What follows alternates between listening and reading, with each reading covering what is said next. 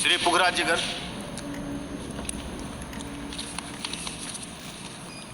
माननीय सभापति महोदय, आज आपने मुझे अनुसूचित जाति कल्याण हेतु विशिष्ट संकट कल्याण योजनाओं के लेकर चर्चा में भाग लेने का मौका दिया, इसके लिए आपका आभार, धन्यवाद। माननीय सभापति महोदय, सदन में अनुसूचित जाति के संबंध में बहुत सारी बातें हुई, उनके कल्याण को लेकर बातें हुई, लेकिन मैं आपके माध्यम से पूछना चाहता हूँ, कैसा है सामाजिक समानता की बात करें, अनुसूचित जाति के संविधान के शिल्पी बाबा साहब अम्बेडकर के द्वारा दिए गए अधिकारों की बात करें, लेकिन धरातल पर उनकी हकीकत क्या है वो किसी से छुपी हुई नहीं है। आज अनुसूचित जाति पर बढ़ते अत्याचारों की बात करें तो आप देख रहे हैं, चाहे महिला अत्याचार हो, चाहे बाल बालिकाओं के अत्याचार की बात हो, दिनों दिन बढ़ रहे हैं। उनके कल्याण को लेकर, अनुसूचित जाति के कल्याण को लेकर जो योजनाएं बनी हैं, उनके सफल क्रियान्वयन को लेकर जो स्थितियाँ वास्तव में हैं, उनकी बात करें तो ऐसा महसूस होता है कि आज़ादी के 75 साल बाद भी राजस्थान का दलित आज भी पूर्ण रूप से धारा में आने के लिए, मुख्य धारा में आने के लिए तरस रहा है।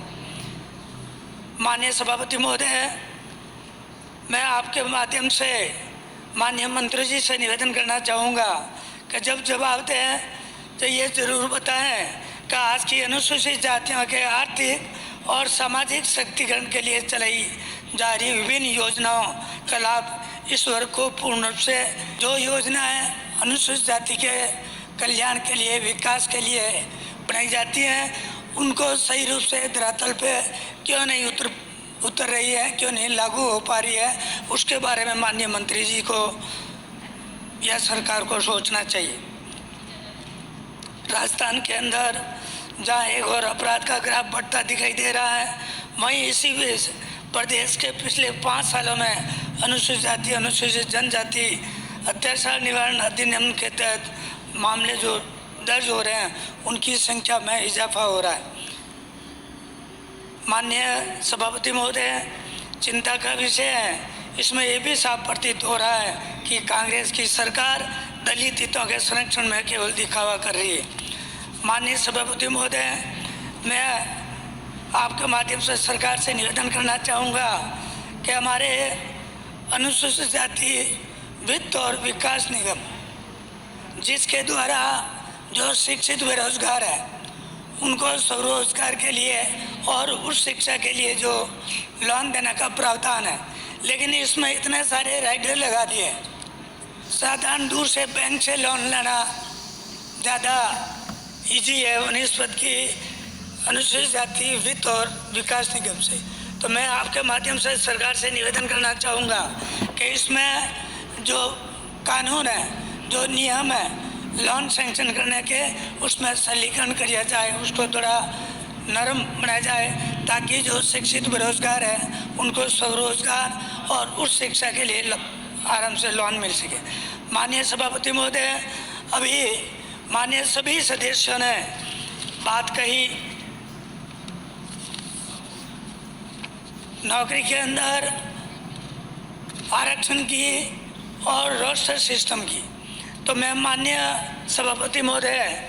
आपके माध्यम से सरकार से ये निवेदन करना चाहूँगा कि प्रदेश के राजकीय विभागों में परिपत्र दिनांक 24/2008 के बिंदु संख्या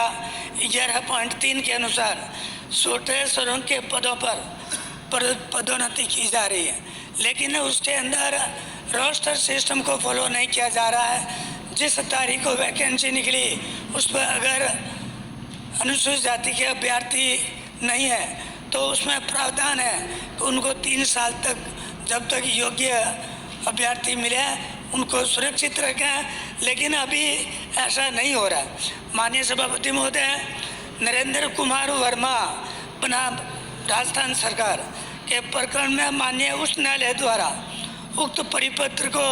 24/2000 को अधिसूचना में दिनांक 17/1/2013 तक सीमा अधिलंघित कर दिया गया था, लेकिन उसके बावजूद उस पर कोई कार्रवाई नहीं हो रही। माननीय सभापति महोदय, उसी अनुरूप उसी कानून को लागू करने के लिए माननीय मुख्यमंत्री जी और मुख्य सचिव कार्यालय के द्वारा दिनांक 30/2020 को और 14/7/2020 को असंगठित कार्मिक विभाग को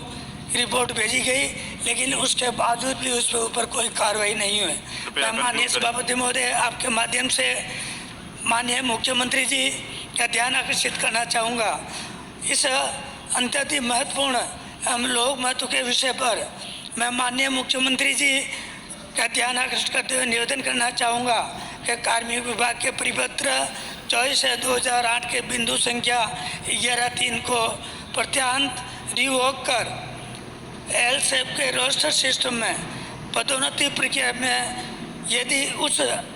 स्तर पदों पर पदोन्नति में पदस्थ बिंदु आरक्षित वर्ग का आ रहा हो, लेकिन आरक्षित वर्ग का पात्र कार्मिक उपलब्ध नहीं हो, तो उस पद को रिक्त रखा जाकर कैरी फॉरवर्ड किया जाए बाबत स्पष्ट आदेश जारी करें। माननीय सभापति महोदय, मैं आपके माध्यम से कुछ मेरी विधानसभा की जो समस्या है उसके बारे में भी आप सरकार को अवगत कराना चाहूँगा। सरकार की एक महत्वपूर्ण योजना है गांव संबल गांव योजना। इसके अंदर वो गांव आते हैं जिन गांवों की अनुसूचित जाति की आबादी 40% या 40% से ऊपर हो, उसके लिए सरकार ने ये योजना जारी की है। इस योजना के जरिए उन गांवों के अंदर मूलभूत सुविधा, सड़क, पानी, लाइट, सामुदायिक भवन, वाचनालय, ऐसी सुविधा देने का प्रावधान है। लेकिन मेरे भोपालगढ़ के जो गांव हैं, मैं बताना चाहूँगा आपको, खारिया, बासनी, पालड़ी, सीधा, कंक्लूड करें, कटालिया,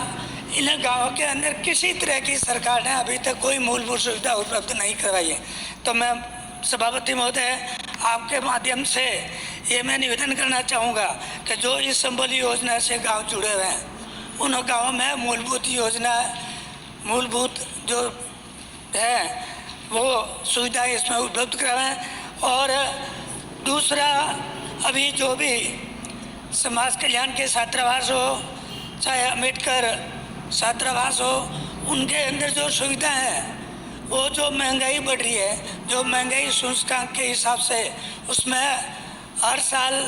बढ़ोतरी की जानी चाहिए, उसमें सुविधा बढ़ाई जानी चाहिए ताकि जो छात्र उसमें पढ़ रहे हैं, अध्ययन कर रहे हैं, वो सही तरीके से अध्ययन कर सकें। और ये जो सामाजिक असमानता बनी हुई है, ये जो माननीय बहुत सारे माननीय समझता हूँ, उन सामाजिक असमानता को दूर करने के लिए इस अनुसूचित जाति वर्ग के अंदर शिक्षा का बहुत ज़्यादा प्रचार जरूरी है। शिक्षा के लिए छात्रों को आगे बढ़ाना जरूरी है, इसलिए उनको समय पर छात्रवृत्ति मिले और उनकी सुविधा बढ़ाने जाने की जरूरत है। माननीय सभापति महोदय, आपने मुझे बोलने का सभापति महोदय,